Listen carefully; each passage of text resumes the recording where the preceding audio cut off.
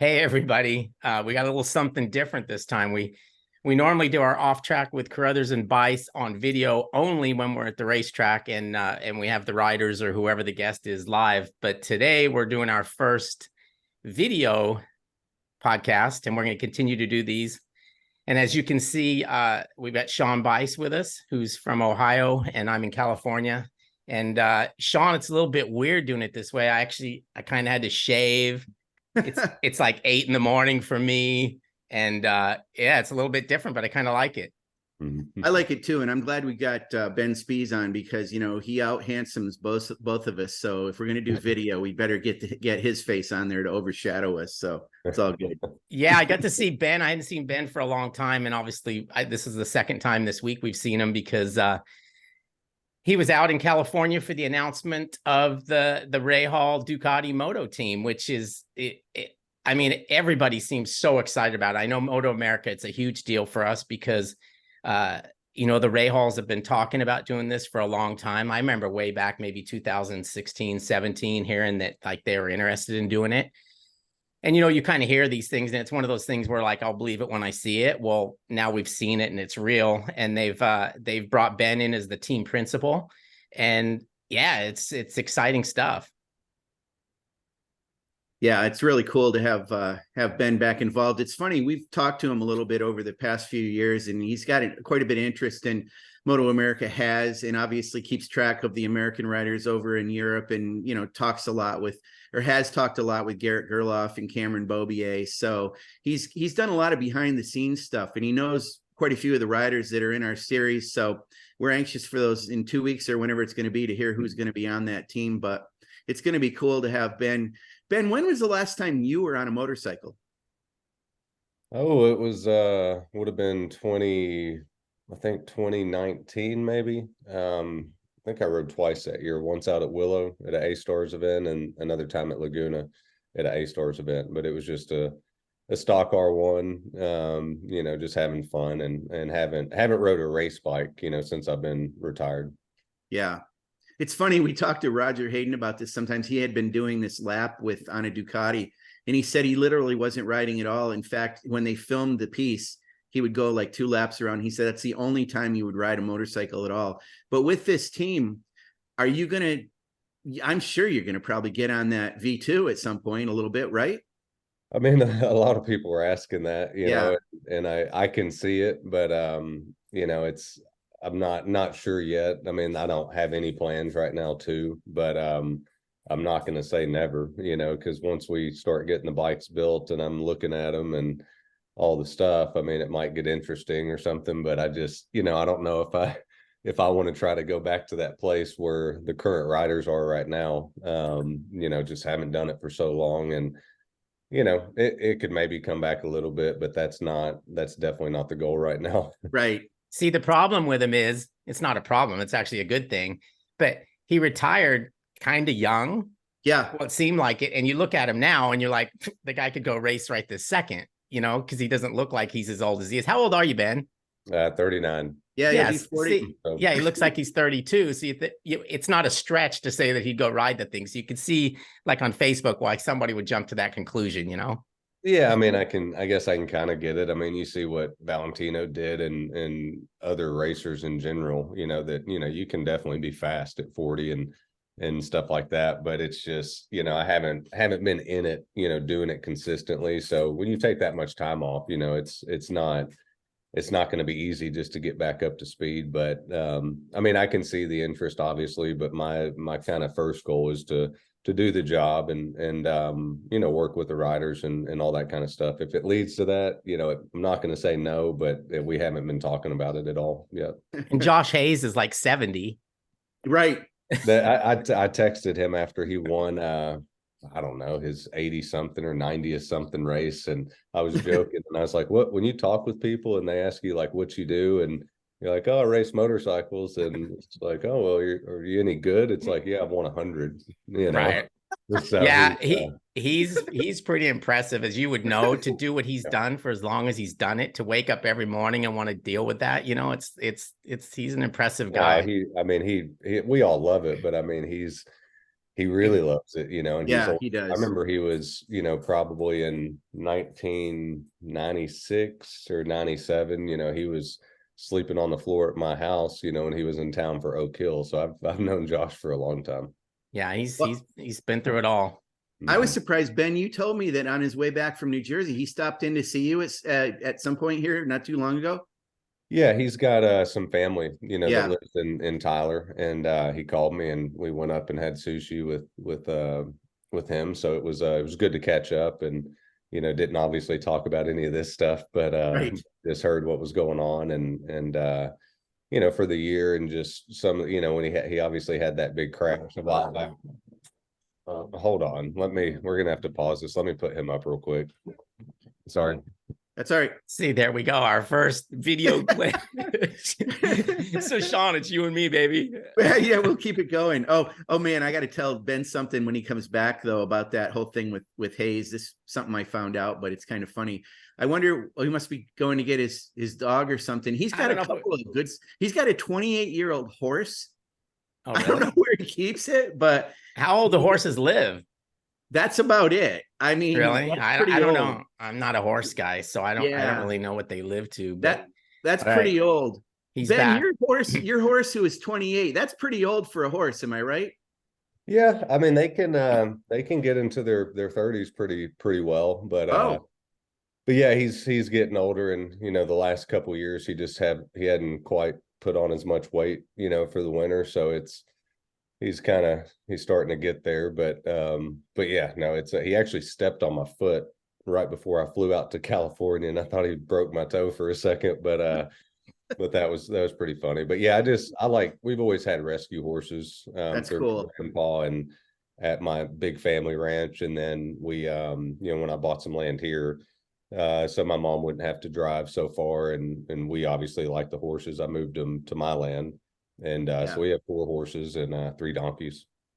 So one thing I got to tell you real quick, I went into the 2006 AMA media guide, and I looked at it, and it so I know you were born July 11th, 1984, but it says July 11th, 1975. No, 74. They were off by 10 years. So wow. I looked at it and I said, there's no way in hell he's older than Josh Hayes.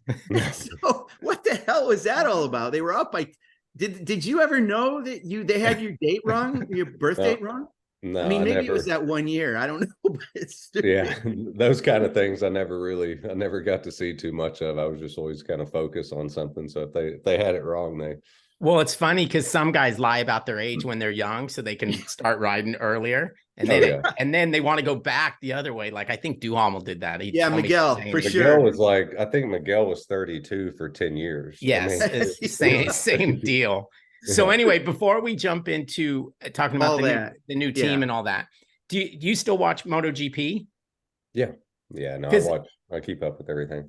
Because you're still in that modern era, but it's so much has changed. Like I thought of you the other day. I'm like, man, I bet he wishes he had a Ducati like they have now when his last year on the thing. But I mean, the bikes are pretty amazing, don't you think? Yeah, they are. I mean, you know, a little bit. The Ducati definitely is the most extreme version of all the updates and everything. But, you know, say the Yamaha and Honda, for example, you know, the bikes really aren't crazy different from when I was on them, except for the downforce and the lowering devices and all that kind of stuff, which does make, you know, a lot of difference. I think back from 2013 to now, the horsepower difference it's not as big as you think. But the usable power on acceleration is much more. I mean, I forgot the numbers that, you know, I've heard, but just the being able to accelerate with the bike being so low and long makes a huge difference. So the starts are obviously massive, but even just the first third of the straightaway on the exits of corners, you can, you know, probably able to use another 50-ish horsepower than they could have, you know, back in the day. Because like at Laguna Seca, for example, in 2012, I think we were doing like 20s or 21s or something like that. And out of that lap time, I think it was only about a second and a half that the bike was at full throttle, you know, because it's just it's wheeling or whatever. So that's the biggest difference, is they're able to use a lot more horsepower. When I see them now, like when they got the lower device on, it doesn't, Yeah. it's kind of weird to me. I look at it and it looks like, you know, a drag bike or something, right? Which is basically what they try to emulate to make it do what Yeah. they do.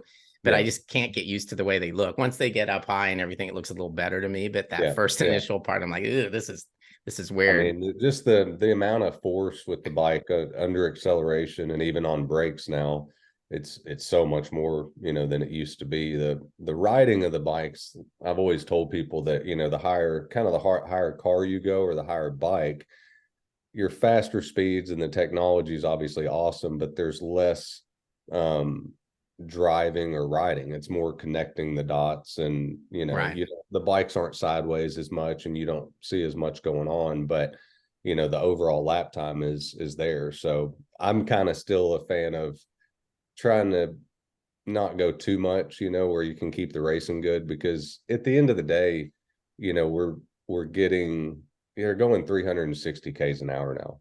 I mean, and it's fast. And when you're third or fourth in line, it's starting to get kind of dangerous on the brakes with the wind buffeting. And, you know, if you don't brake before those guys, you kind of get sucked in pretty quick. And, you know, we just need to start having that conversation about it's not just about a top speed. It's not about a lap record. It is for some of the companies, I get it. But in the grand scheme of things, it's the show. Right. You know, and it's like you can have guys on rain tires on a drying track that the pace is slow, but they're going to be all grouped up and it's going to be exciting. So I think everybody always needs to remember that when we're thinking of the future rules, because, you know, the bikes are just fast now, real fast. All right, So Sean, why don't you take think... us into this Rahal thing, Sean? Okay, one quick question on this MotoGP. So Ben, it sounds like if I'm reading you right, you don't think this arrow is a gimmick. You really think it works. Oh no, it definitely does. Yeah. I mean, it's, you know, I think there's certain things that obviously Ducati, I think, has put in. I know they've put in the most money and the most research with all the stuff and have it working, just because some of the numbers about the bikes, as in ride heights and lengths of them, when you look at it on paper, it's like, that shouldn't work. You know, Right. it shouldn't work in a slow turn like that. But, you know, the side pods are pulling stuff down. Everything's just a little bit different. Like I said, I get it from a technology standpoint, but it's, you know, it's making the passing zone smaller and smaller, and it's more difficult, you know, for the guys to pass. So it's I just hope it doesn't go, you know, too much more than it is, because it's already, you know, a big step. Yeah. All right, so let's talk about this deal with Rahal Ducati Moto. So we've seen this coming for a while. Obviously, Graham has been a fan of Ducati, and he opened a couple of Ducati dealerships. So you and I even talked, Ben, about the fact that he had a couple of replica bikes that he was selling on Bring a Trailer. So I was kidding him on that about, hey, you're raising money for a team, and he you know, he didn't say too much then, but then lo and behold, we hear about this, and then we hear about you being involved as team principal. How did this whole thing come about? And obviously you have a relationship still with Ducati. So were Bobby and Graham aware of that? Did Ducati go to them? How did the awareness and the connection of you with them kind of start and come together? Yeah, it honestly started through Jay Root, you know, with Ducati North America, and he called me asking, you know, if I was interested in doing a couple of the DRE events like they did at Coda. And you know, just being frank, I said not really. I said, if there's 5 or 6 events, I was like, yes, you know, I mean, I am interested, but I said my relationship, you know, with Yamaha is obviously pretty good, and I just don't want to, for 1 or 2 things, I don't want to leave that. But I said I'm interested in something with some substance and more to it. And then he I guess he made a couple calls and called me back, and you know, we started, you know, he asked me if I wanted to be the manager of a team, and kind of said no, not really, you know, but I said I can wear 3 or 4 hats in the team, you know, if given that role. And you know, working with the riders, again, picking kind of the mechanics and a lot of that stuff, and they were really happy with that. So you know, we talked a lot about it, and there's been a lot to do, but they've been excited. It's been awesome working with Graham, and he's got so much stuff going on. I don't know how he does it, but in the same time, we're pulling this all together, and it's it's a multi-year deal. And everybody I think is happy, being involved. I'm definitely excited about it.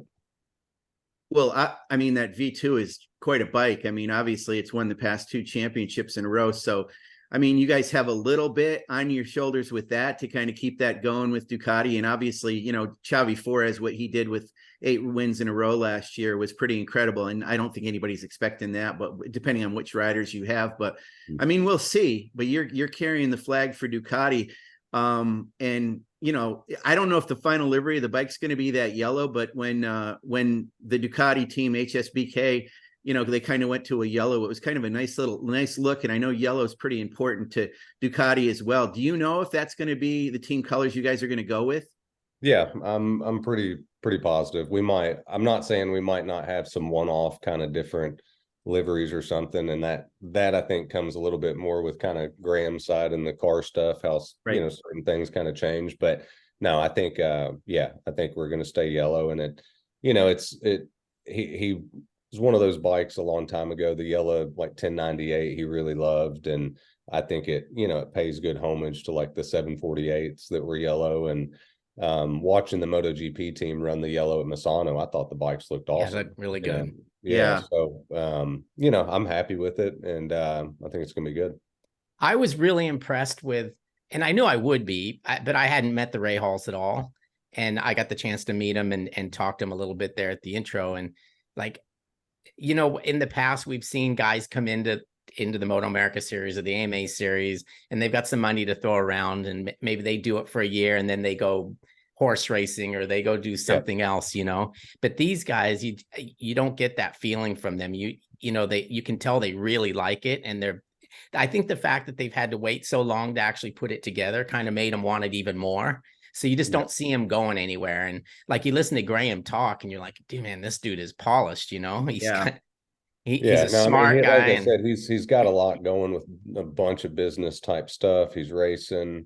I think at the end of the day, what made it, they are the Rahals. I mean, there's that, but then they're racers. Right. They've won. They've kind of they're like that. So that's what they want, and that's what obviously makes it a little bit different from most team owners and stuff like that, is just their background. And if they're going to go racing, like I said in the press conference there in California, what's your goals? And yeah, it's to win. I mean, that's what it is. And racing's hard. It definitely doesn't always work out like that. But, when we go to the track, every time we go, it's to win the race. And with that type of attitude, I wanted to be a part of it. So look, you've basically got a clean slate here, right? It's completely clean. It's empty. There's nothing there yet.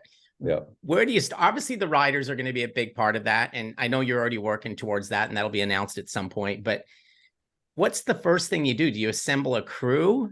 I mean, you obviously have a shop, right? You have a race shop to work from. Mm-hmm. Is that first thing first, is the crew? Yeah. I mean, we've got like the transport, the rig, the place, for the shop. And they're also building a new shop that we'll move into when it's done. Wow. And then, it's just, it's kind of everything. I mean, I've talked to a lot of mechanics that, most of them I've kind of got lined up for, we have one more meeting and then we start kind of knocking all those down. So a lot of people have shown interest, or they've kind of agreed, to do it. And now we just got to make it happen. And, now it's just getting a list of all the stuff we need, the bike stands, the work tables, just the whole thing under the 18-wheeler. So that's where, having my old crew chief, I've leaned on him on some things, and he's been, helping me put together some package stuff, and we'll see how that goes. Let's talk about that. I was hoping you'd bring that up. So the first thing I thought of when I thought of Ben Spies is the guy that had been joining your hip for so long, and another guy also. And of course it's Tom Houseworth and Greg Wood as well. So Tom, I mean, I've talked to him a little bit. I think Paul has too. I mean, he came back briefly into the paddock. I think he helped Hayden Gillum for a race or two at one point. And we thought he was going to be back at some point. He's obviously a brilliant guy and a great personality, and he helped you a lot. Might we see him in the paddock with you? I hope so. I think so. We're obviously been working towards that. He was one of the first people I called.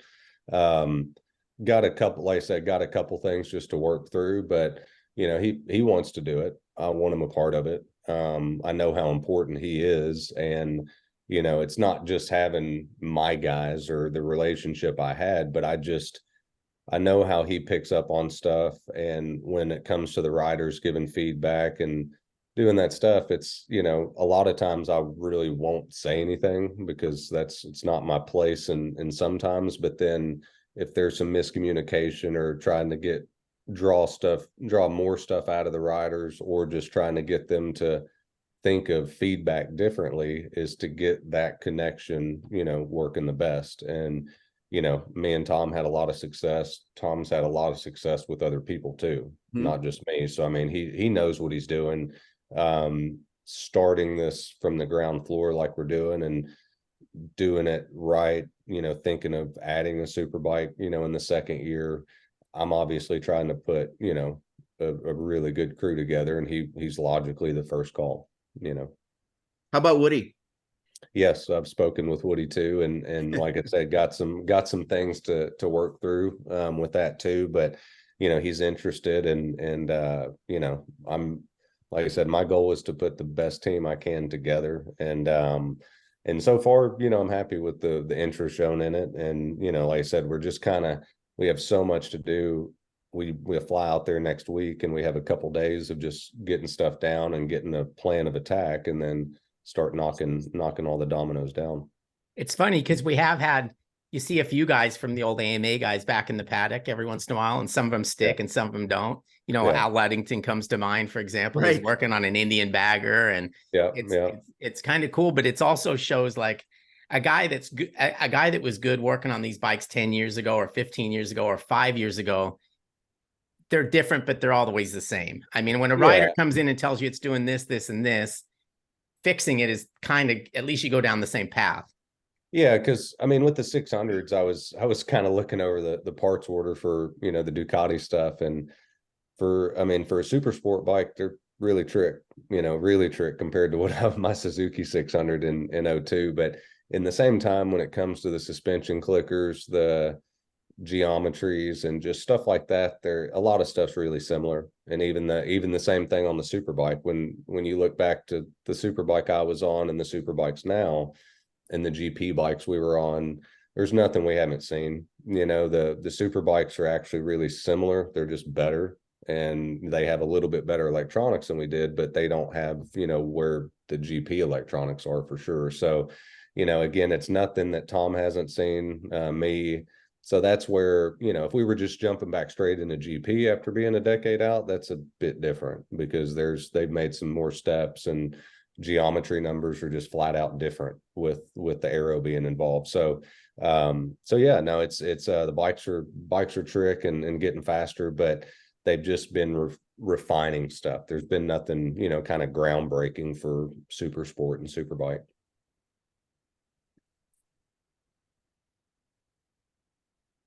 We lose you, Sean? Hello. I'll keep going. Maybe he'll come back.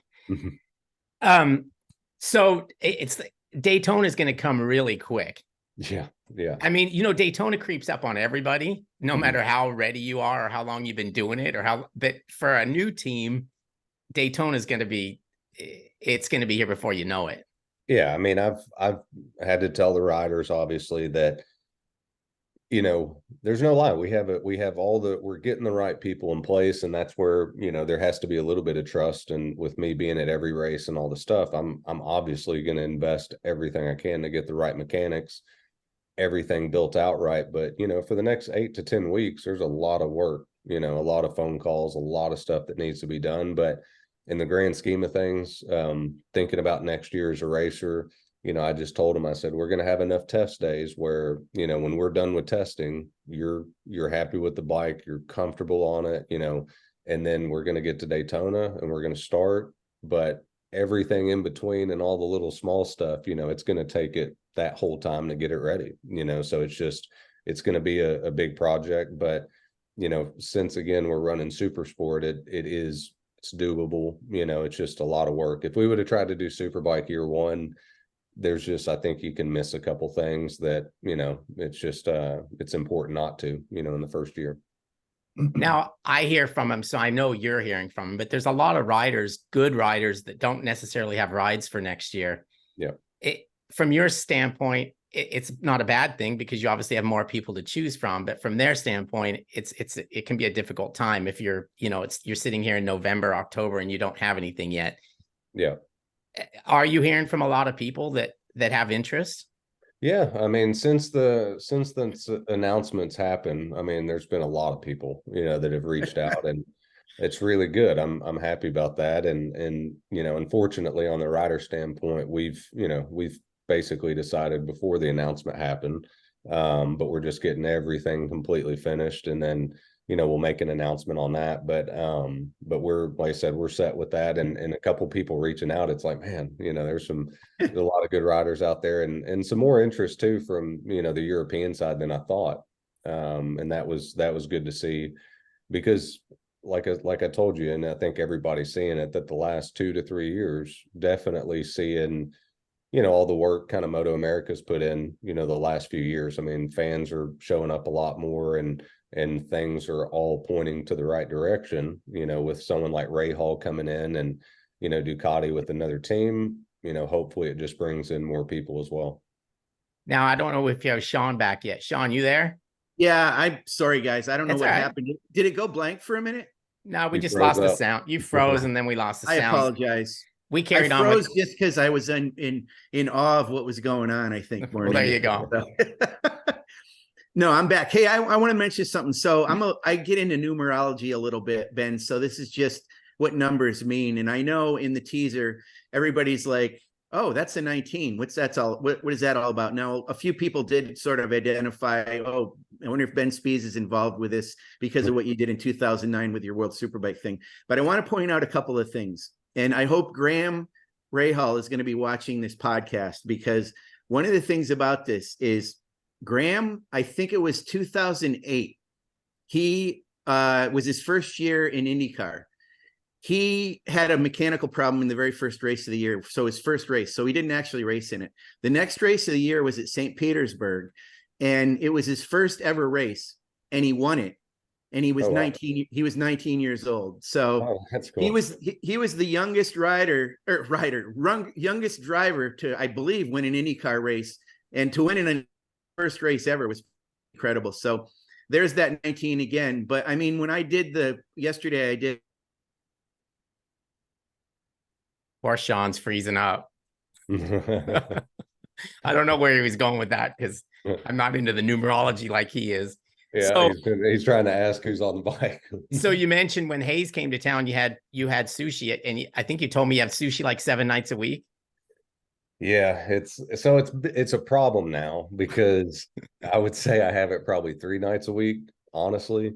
But both of my daughters, that's their favorite food. Right. So, you know, that's why I'm going back to work. Right, to pay for sushi. Yeah. So have you found a good sushi place in Indy? Or wait, you're going to be in Indy, right? Yeah, you're going to be in Indy. Yeah, I can't remember. I think there was. I mean, I'm I know sure they got something. St. Elmo's, that was my favorite place, obviously, with the shrimp cocktail. But no, I try to. But sometimes, kind of like when you get in the Central America, United States area, it takes a long time to get that fish there. So, well, that's the thing. I try not to eat sushi if I can't like see the water at least, right? Yeah. But I mean, you're not seeing it in Texas either. Yeah, but we're still, I mean, we do have the ocean on the border. It's just like 8 hours away. So. Right. Okay, so Guys, did I go dark again? Yeah, you did. Come back. Keep talking while you're here. I am so sorry. I have a 5G connection and it keeps cutting out. So I went to my other connection. So I got that question out, but did you answer it, Ben, or did I even bring that up? So you didn't finish 19... it. Okay. Yeah. So 2003 was your first super sport win, the year after you were racing with Attack. And I think you were either just about to turn 19 or you were 19. Was that when were you with Yosh in 03? Yeah. Yep. That was my Yeah, first so you year. were 19. You were 19 when you won your first Super Sport race, a class that you guys are racing in this year. You were 19 in World Superbike, and Graham Rahal won his first IndyCar race at 19. I had to get all that out there, but I want to ask you specifically because it always seemed odd to me that you chose 19 in World Superbike after what you had done with 11 and all that. So where did that number come from for you? So that, I mean, that number's always been important. A lot of people that, kind of followed me in amateur racing, they already understood what it was. My best friend that was teammates with me in 98, Ryan Smith, he passed away, and his number was 19. So when I went to go to World Superbike, I was number 11 in AMA, and Troy Corser had that number. Right. So obviously he gets to keep the number for all the stuff he's done. He's Troy Corser, and I just said, all right, well, I'm going over there and I need all the help I can get, so I'm gonna run 19 and won the world title with it. And then lo and behold, it's my oldest daughter's birthday too. So that's a it's good a number number, for it's you. a number that just doesn't, it's always like when you look up at an exit sign or you look at it's just always there. And I mean, it's kind of weird how it's been like that for my whole life, but that's the number that just is the most reoccurring, in everyday life for me. Well, it's funny with the 11. I once asked Wayne Rainey about this. He was 60 pretty early on when he was racing flat track and early on when he road raced. He was born in 1960, but he always told me that he didn't. That was just a coincidence. He got that number. That was what was assigned to him. But you chose 11 because you're born on the 11th. Am I right? Yeah. Okay. And a couple, like the first year at Attack, I was 111 because somebody Yes. else had 11, and I was 411 on the extreme bike. Yes, you were. And then I went 11 after that. So yeah, that was kind of, and I was actually number 16 my whole amateur career in CMRA. Like when I was on YSR 50s, it's stuff like that. I was 16. So yeah, I changed with 11 going into AMA.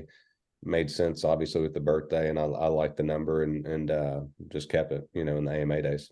And if you Well, crash, listen, if you crash 16, sometimes it ends up looking like 19, right? Yep. And if you crash with 11, it's the same upside down Well, too. It's that's the right. same thing what Earl Hayden used to say about 69. It's That's the right, same way, exactly. upside down and right Well, side. and also the good thing about number 11 is it's easy to peel one of the ones off, Peel one off, and yep. you got the chance to do that a few times too. So Yeah. Well, listen, I'm not going to give away Ben Spies' personal email address, but I will say it has 16 and 19 in it. So that's pretty interesting. That was my old email. That goes way. I mean, that used to be my AOL.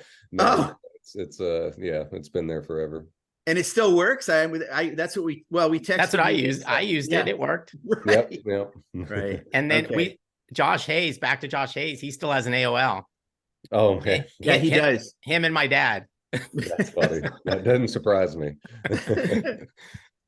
So Ben, you're involved with two icons in four-wheel racing, open wheel racing. They've been around for a long time, and they're probably, it's probably Andretti, and then not too far after that, Rahal, Sullivan, Danny Sullivan, those kind of guys. But you've kind of gotten involved in a little bit of four-wheel stuff lately too, and I want to ask you about that. How do you like it, and do you lean in the turns?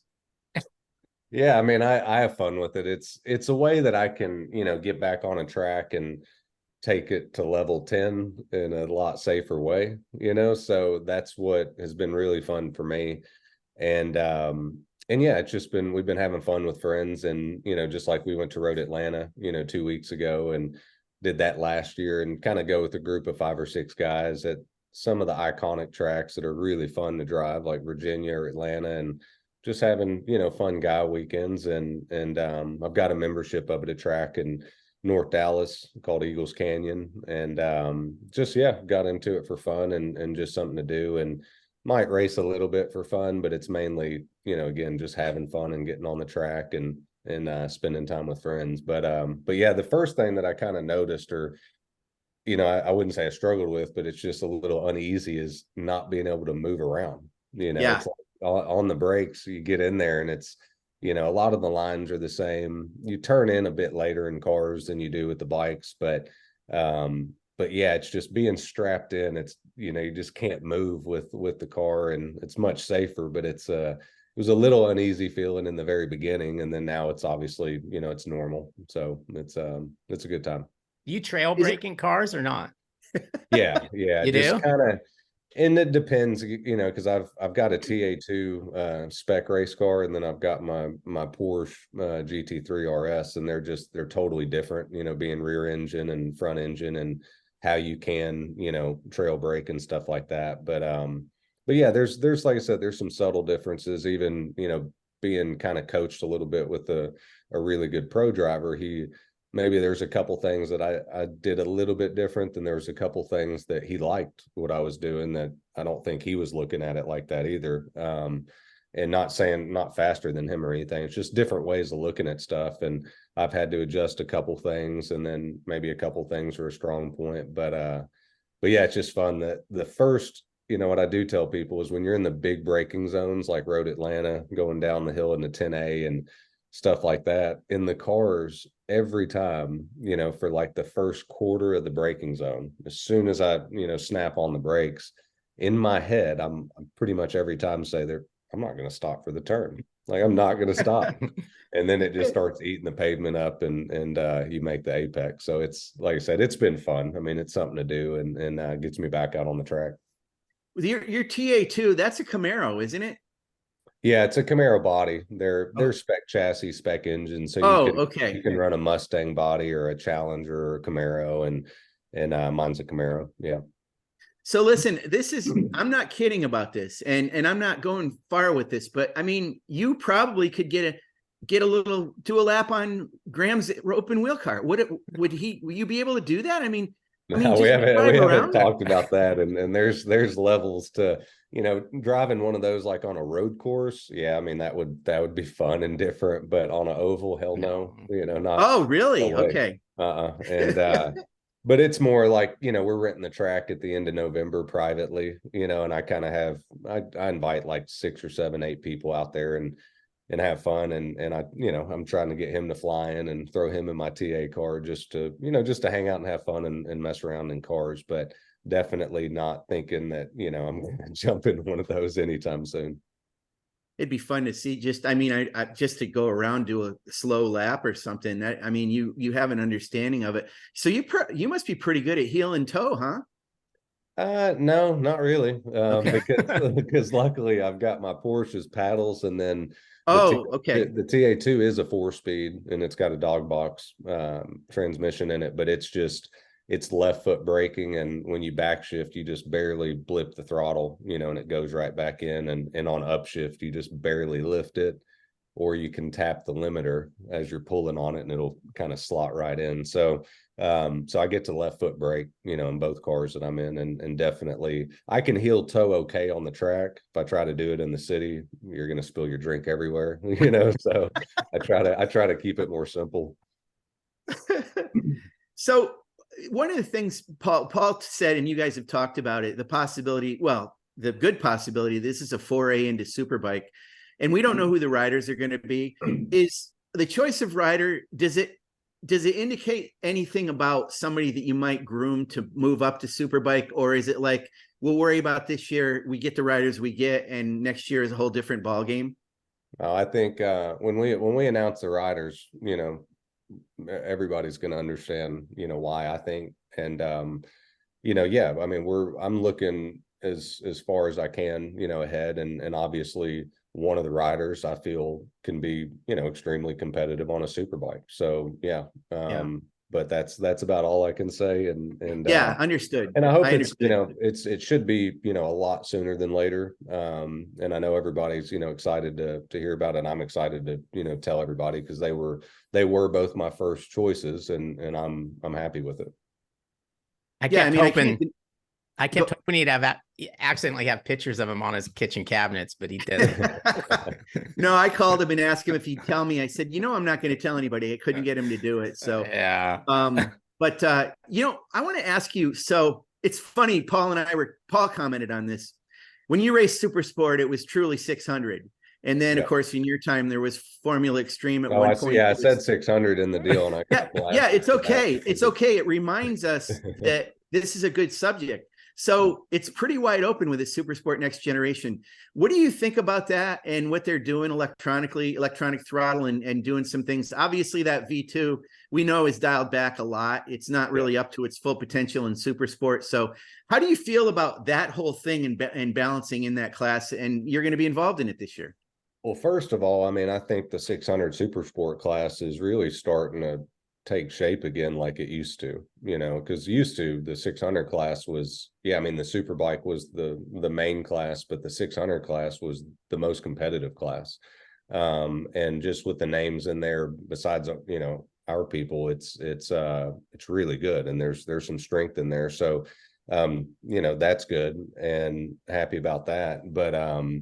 But yeah, just kind of, and that's what, I was in Wayne's ear already, about it, talking about rules and where we were and all the stuff, because it is hard, once you're trying to balance it out between all those bikes. A lot of it makes sense on what they've done, but it's difficult because then if you have somebody that's winning some races, they're going to try to slow the bike down. And it's like, well, maybe just because I brought Jack Miller over Bagnaia and he gets on the bike and he wins by 20 seconds, are you going to keep slowing the bike down? Like, you can't, so that's kind of the argument that there's always going to be.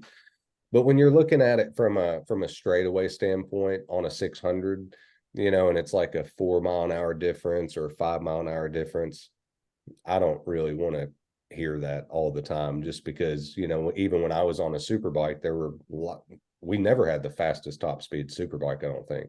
And back when I was on a 600 to the R6 and the Cowie, those bikes were definitely 6 mile an hour, faster than me. I mean, I could get in their draft and they would still slowly pull away. And it's the way it was. So, really got to just be careful with the balance of rules, but with the bikes that are legal to run it, you have to do it. I do think they've done a good job, trying to balance that out, but changing the rules in the season, I don't think is a really good thing always. So I'm just hoping that after this year and everything that, it's black and white from Daytona on, and we go from there. But I understand it. I mean, I get it, because they're, the 750s in there, 600s with motor work, and the Ducatis obviously got to be drawn back a little bit. But I think they're doing a good job with it, and they know it's a difficult line to walk, but it seems like they're on top of it. And you touched on it. It's almost like you have to look at the second Ducati or the second Yamaha, or the third Yamaha or whatever, to see. That way, it's just you're not picking on the guy because he's the best rider. And you know what I mean? And not to talk about, me or Matt, honestly, but if you look back in those days, everybody kind of was crying about that it was the bike, and it was this and that. And I felt like we worked hard. I know we were riding good, but we also worked hard. We worked together to make the bike better. And then you go over in 2009 and we did it again. And, and I can assure you that bike was not the best bike on the grid. I liked it. I love the front end on it, but no, if I had my 08 Suzuki or the Ducati, it would have been a different story, so it's not always a bike. And that's kind of what I'm getting at with just, Xavi won 8 races or whatever. And I mean, maybe he was riding better than everybody too. And it's not just the bike. So, and I would say the same thing, like if one of the M4 600 guys, if they won 8 races, there's a good chance that he's riding better than everybody too, so you just got to be careful with that. But that's where I hope, some of my experience when we're talking about that stuff, we can just have a broader conversation, and before changes are made. Now, being your first year is difficult enough. Does it kind of make it a bit more difficult when the first race is Daytona? Yeah, no, I mean, there's everything. I realize everything. I mean, it's a great thing for the sport, obviously, us coming in and all the stuff, but we have Daytona, the first one. I'm not going to lie. And like I told you, it doesn't always work out, but the goal every time is to win. That's anybody that's racing and anyone at that level. That's what you want to do. So, that's what we do want to accomplish. But in the same time, we've naturally going to have a little bit of a bullseye, on the back too, and even being a new team. So it's going to be difficult, but in the same time, we've done it before, as in we've, put teams together and we've gone to the track and raced. So, you know, it's a clean slate, but it's a lot of work to do. And yes, I mean, the 200's the first thing, so it's like all hands on deck. You know, we need to be ready. You know, one of the things I want to talk to you about, this is a little bit off the topic, but it's related to MotoAmerica. We've had conversations over the years, Ben, quite a bit about the Junior Cup and, you know, is there a need for Moto3 and grooming the next riders? And we know you've got your eyes on a lot of the young riders, Mikey Lou Sanchez and some of these other young riders that you've helped. Where are you at with what that's all about? Do you still think, are you thinking Moto3 is something we should have, or something where we've maybe got a spec bike involved in a junior class? Talk about that a little bit. We want to get you to kind of, because you know, you follow everything about MotoAmerica and grooming riders and up and coming riders. So let us know where you feel on what you feel about on that. Well, I mean, you know, my thing is just if we're talking about, you know, younger riders being competitive in Moto3 or Moto2 or wanting to do the GP route, you just have to understand that the bikes are quite a bit different. You know, they are, and they're much stiffer. They kind of have a higher corner speed. You know, if you take it, like, compare it to one of the KTM bikes or an R7 or something like that, you know, they're good motorcycles, but they're not just race made motorcycles. And, you know, we rode 125s and 250s, which is the same as Moto3, Moto2. And I do think it's important, if you think about a 12 or a 13, 14-year-old getting on a Moto3 bike, from such an early age, they're feeling the ultimate grip, you know, and the ultimate corner speed of what a bike can do, and putting those dots together in turns and just, you know, feeling that. And then you get up to a Moto2 bike and it's a little less corner speed, but it's a little bit quicker.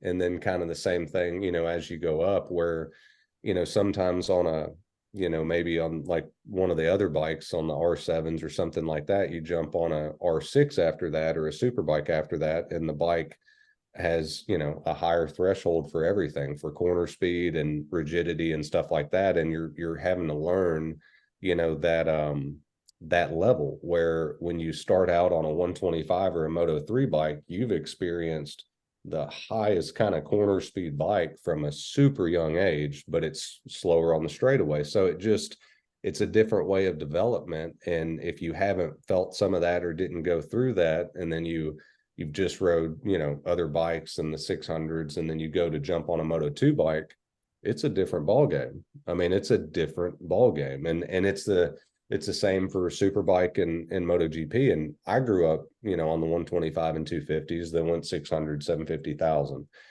And, you know, when we got to learn the Superbikes and rode them well. And then when I went to GP, it was like, okay, I've got to ride the bikes differently to make them work. And that's where I've always told people, like, I struggled with that, you know, and it's not making excuses that I didn't do this because of that, but I was never just 100% comfortable because of my riding style and, you know, kind of how I rode the bike, a little bit rougher than some and stuff like that. So just me, I feel like I've always said, like, 3 or 4 days where I felt like on the GP bike, I was as comfortable on a super bike and riding it well. And those were obviously a few of the podiums and a race win. But in general, I didn't get along with the GP bikes and the tires and just how that setup was, because of how I had been developed, you know, from the last decade of super sport bikes. And I just think it's, you know, you take a look at someone like Toprak, you know, he's super talented, but all he's ridden is super sport bikes, super stock bikes, super bikes.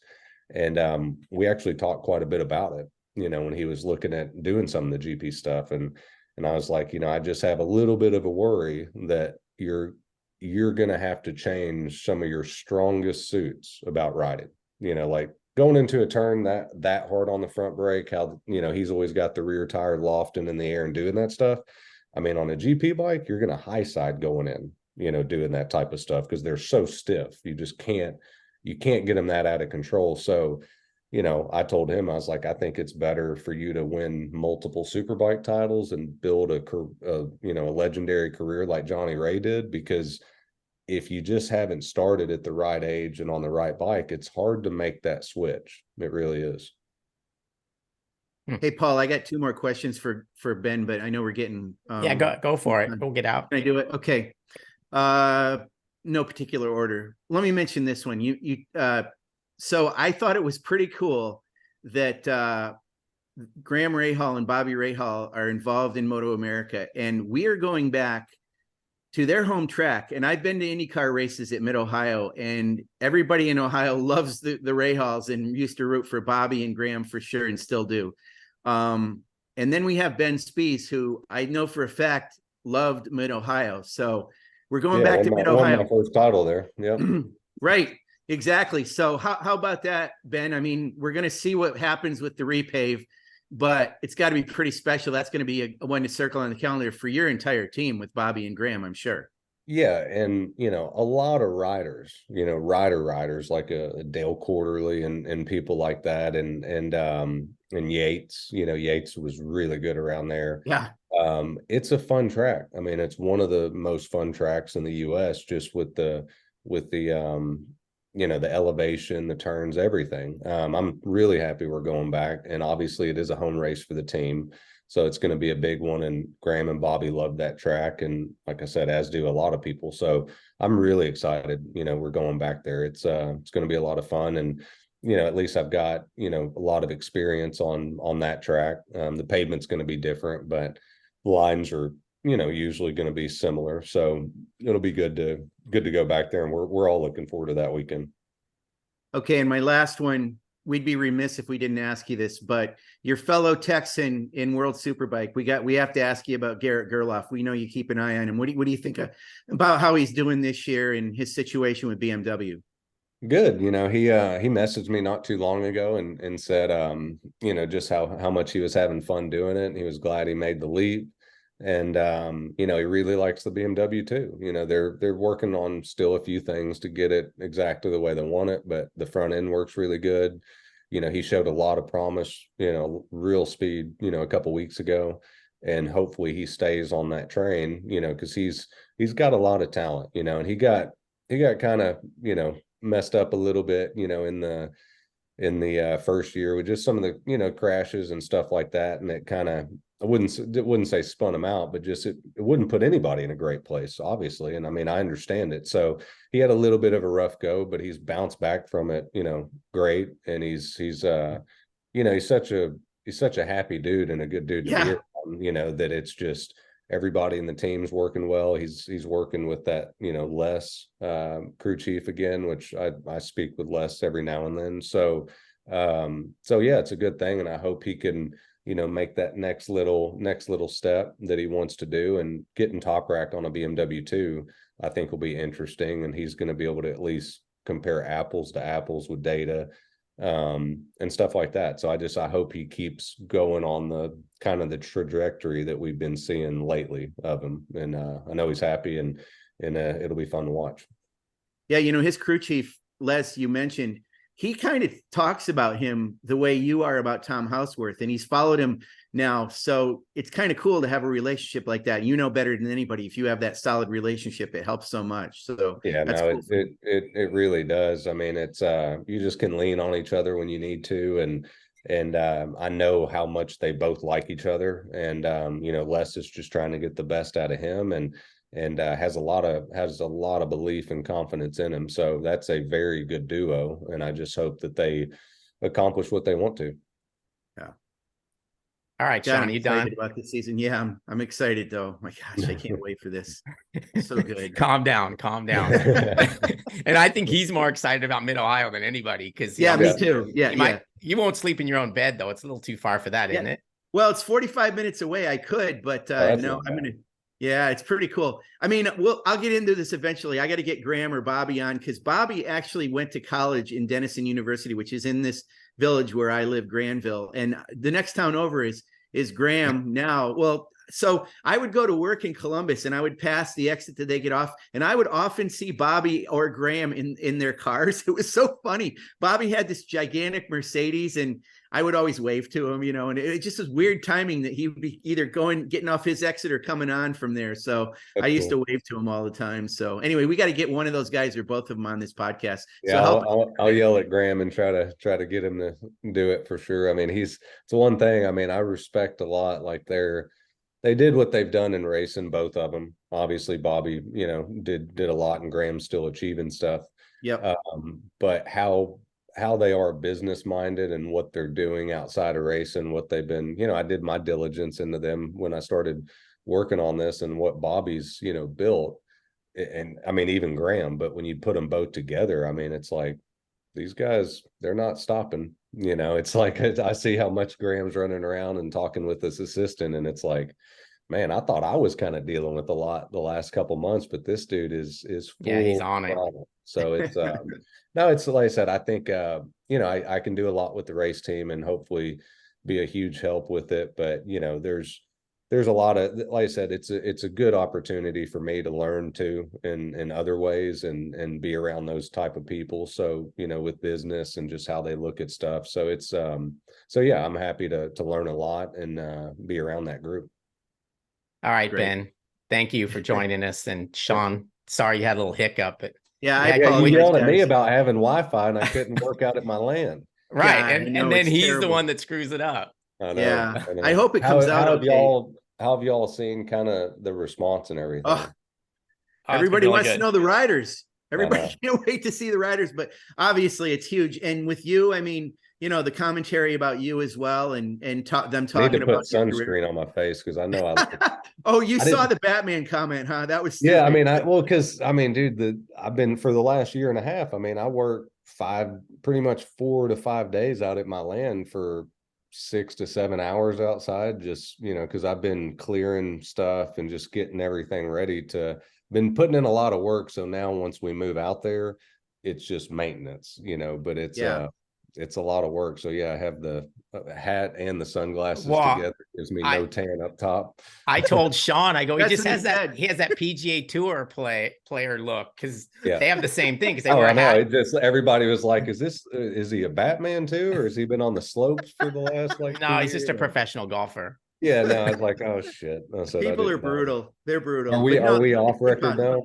No, we're not. I'm going to shut us off though. Talking. So look, Ben, thanks for joining us, and we'll do this again. And obviously, we look forward to seeing you down the road, and looking forward to what you were able to put together. So thanks for joining us. Yeah, it's been a blast. Thank you. Thanks, Ben.